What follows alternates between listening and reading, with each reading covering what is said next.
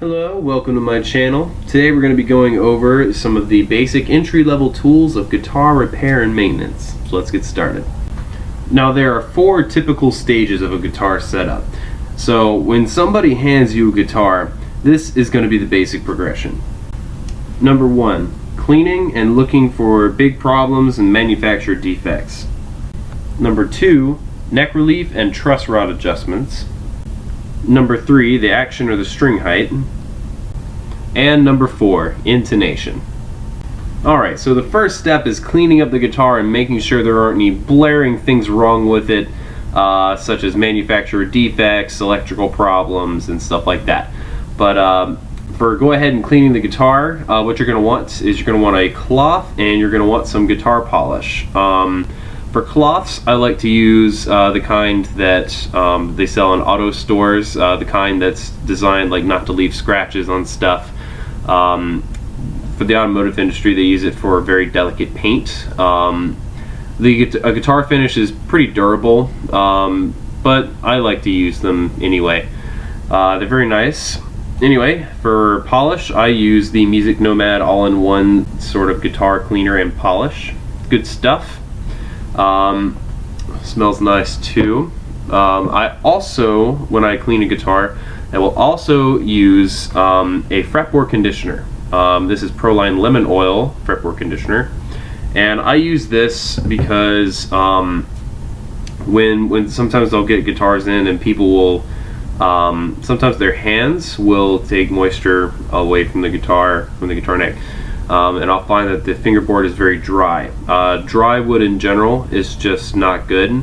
That can lead to cracks and or warping of the neck. So it's very good to keep the fingerboard in a very nice, suitable moisture level / environment. So to do that, fretboard conditioner is great stuff to use. A little bit goes a long way. Just put a little bit on the fretboard, leave it on for like 30 seconds, and then wipe it off, and then you're done. Anyway, another good thing to have is the string winder / string cutter. Probably going to be putting on a new pair of strings on this guitar, so it's good to go ahead and snip the old ones off, and you're going to want to wind the pegs for, well, you're going to be winding pegs a lot if you're doing guitar repair and maintenance. So get one of these, it's a huge lifesaver. They also make peg winders and drill versions. I see that's kind of overhaul for me, so I just use a little peg winder.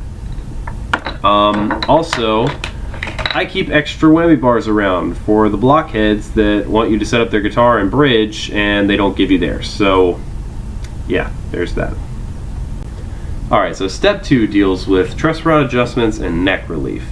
So in order to adjust the truss rod, what you're going to want is a set of Allen keys, or hex wrenches if you call them that. I have a little multi-tool here which has about 4 or 5 different sizes of wrenches on here. Now I actually don't use these when I'm adjusting the truss rod.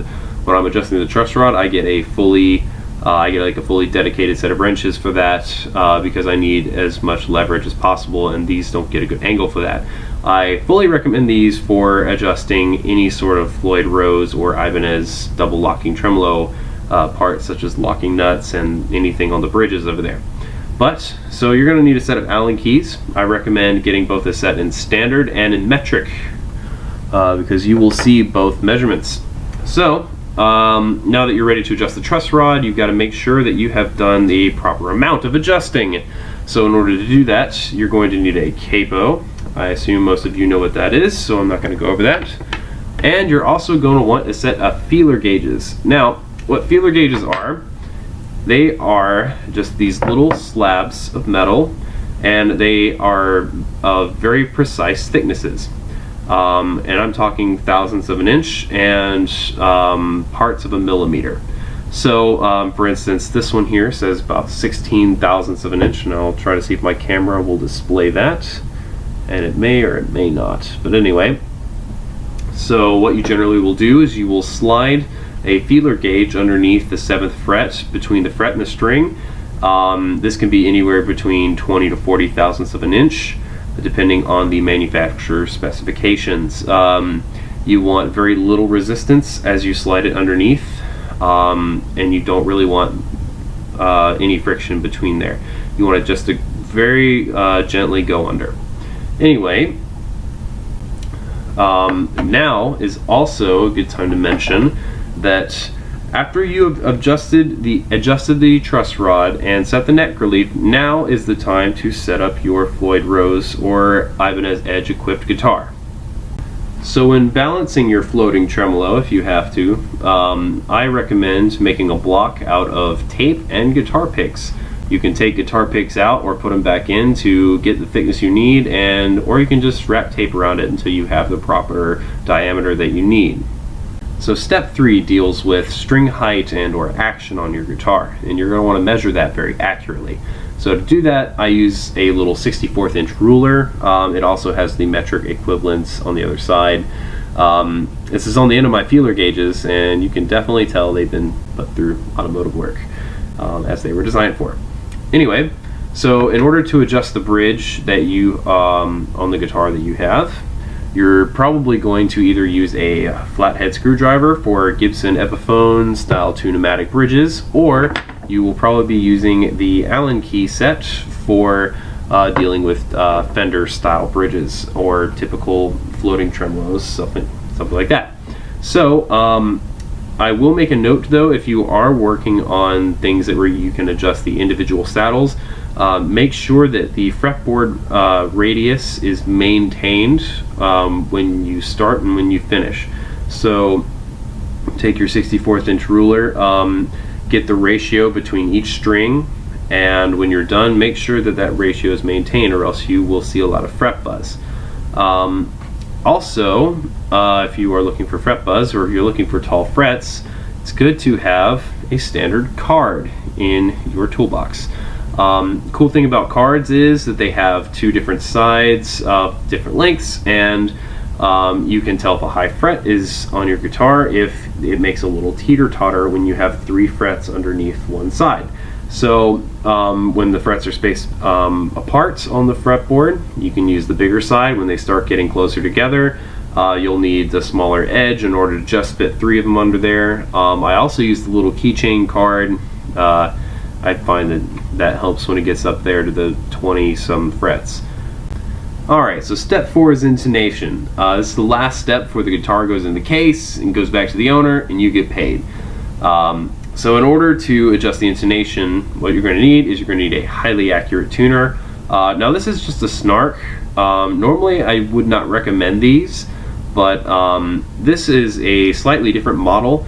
As you can see, it has more notches on there, and it's a bit more accurate than the standard model. If you can get it to land exactly in the middle for this style of tuner, you'll have done a pretty good job for intonation. But I do want to mention a different kind of tuner. It's made by Seiko, S-E-I-K-O. It's just this little rectangular tuner.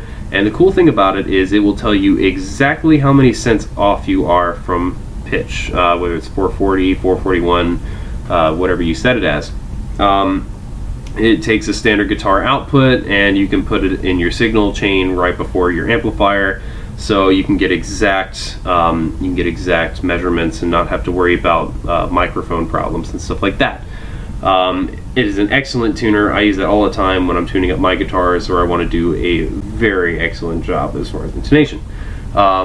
So in order to adjust intonation on guitars, you will generally need a screwdriver, typically a small Phillips head, or you will be using Allen keys for floating tremolos, Floyd Rose, Ibanez Edge, stuff like that.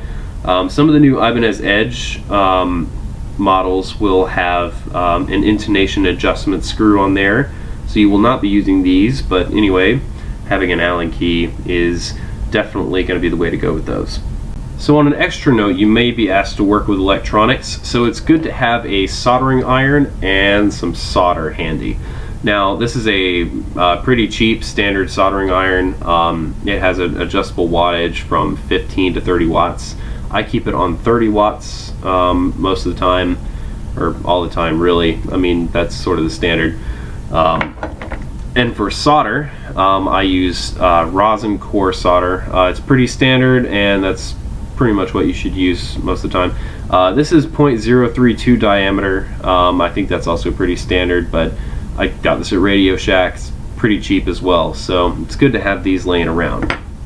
Well, alright, that pretty much wraps up this video for tools you'll need in guitar maintenance and repair.